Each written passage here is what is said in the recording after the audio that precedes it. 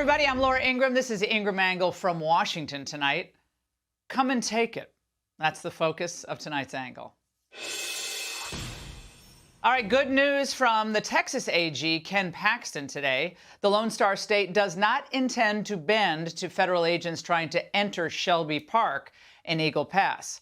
Now, the agents use the park as kind of a staging ground to process migrants and do other things, migrants who are crossing into the United States.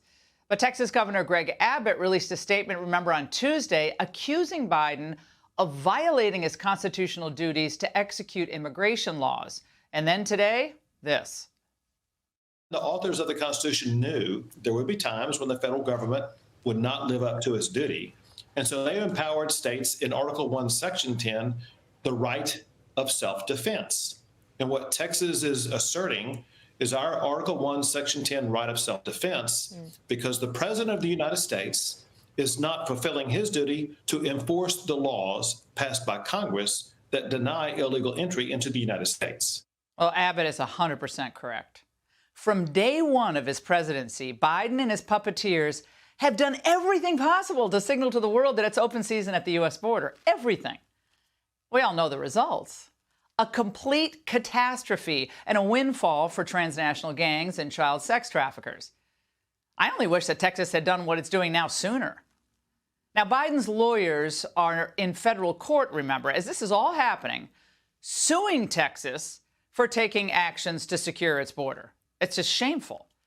So if you're living in a state where your governor has not issued a statement supporting Texas and its standoff with the federal government at the border, then at this point, you should consider moving. Now, the list is growing of Republicans who are pledging to stand with Texas, about 24 governors now, and against the Biden administration's attempts to facilitate illegal border crossings into the U.S. Now, all of these are states led by governors who care about preserving our country and certainly care about preserving our rule of law. So I'm asking tonight, where's Kathy Hochul of New York? Where's Maura Healey of Massachusetts? Where's Andy Beshear of Kentucky? Remember, he's such a moderate. And where's J.B. Pritzker of Illinois? Well, expect only crickets from them, which means only one thing. They support Biden and his open borders more than they care about their own residents. So to heck with the strain on kids' schools, hospitals, law enforcement, state budgets. Don't worry about that. They care more about giving political cover to Biden on an issue than than closing the border to the cartels and the traffickers. And speaking of shameful, are the U.S. senators so desperate to shovel $60 billion more to Zelensky that they'll sell the rest of us out with a fake border deal?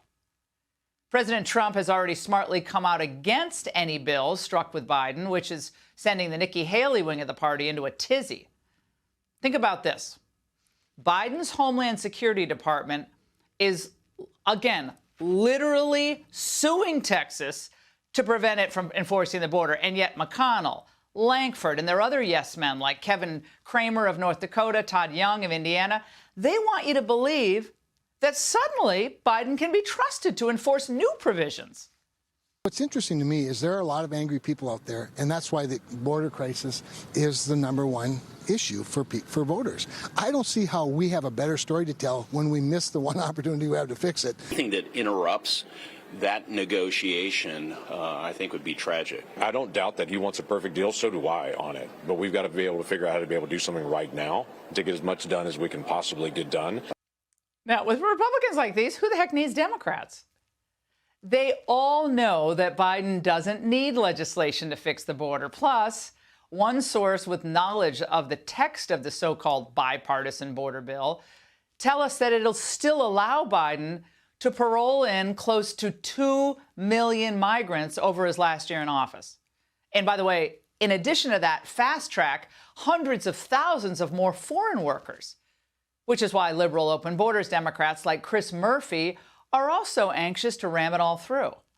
I hope we don't live in a world today in which one person inside the Republican Party holds so much power that they could stop a bipartisan bill. Actually, the one person who actually had our border under control is precisely the person we should be listening to, along with the American people, of course.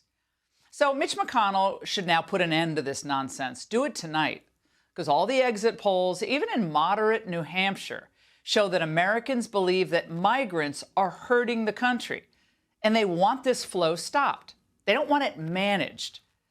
It will only be stopped, though, of course, when Trump's back in office. So don't pretend otherwise. Oh, and by the way, most Americans aren't in favor of sending more money to Ukraine either. They want to take care of business at home. So do your job, senators. Americans are smarter than Washington thinks, and I'm always stunned at how little Washington thinks of the common sense of the American people. They see that the Uniparty didn't care much about securing our border until they needed to find a way to funnel more money to secure Ukraine's border. And they see that the Democrats didn't care about it until the issue started really hurting Biden. And the telltale sign that the angle has been right all along about the Schumer-Langford border sneak, well, Thurston Howell III is for it.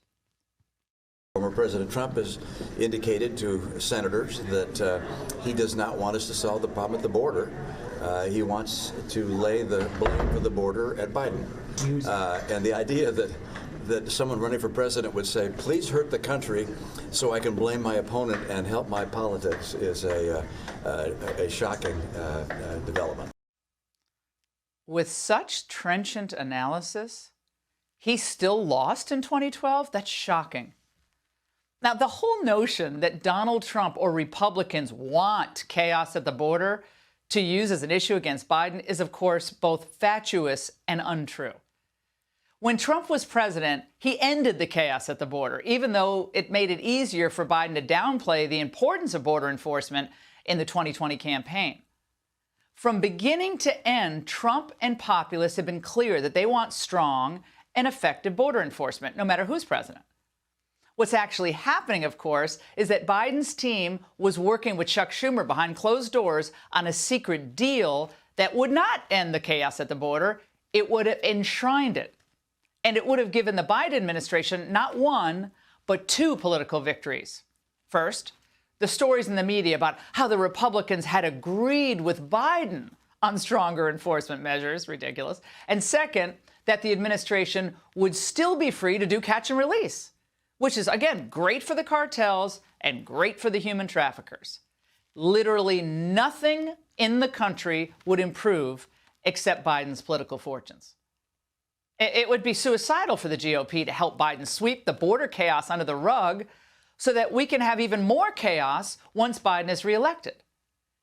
This issue should be presented clearly to the voters in November. It's a clear choice.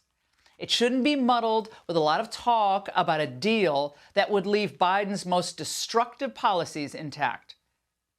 If the Biden administration really wants to take the border issue off the table in November, they have the legal authority to do it right now, tonight. But they will not. Instead, they'll do things like sue Texas, which is actually daring the feds to remove its border area razor wire.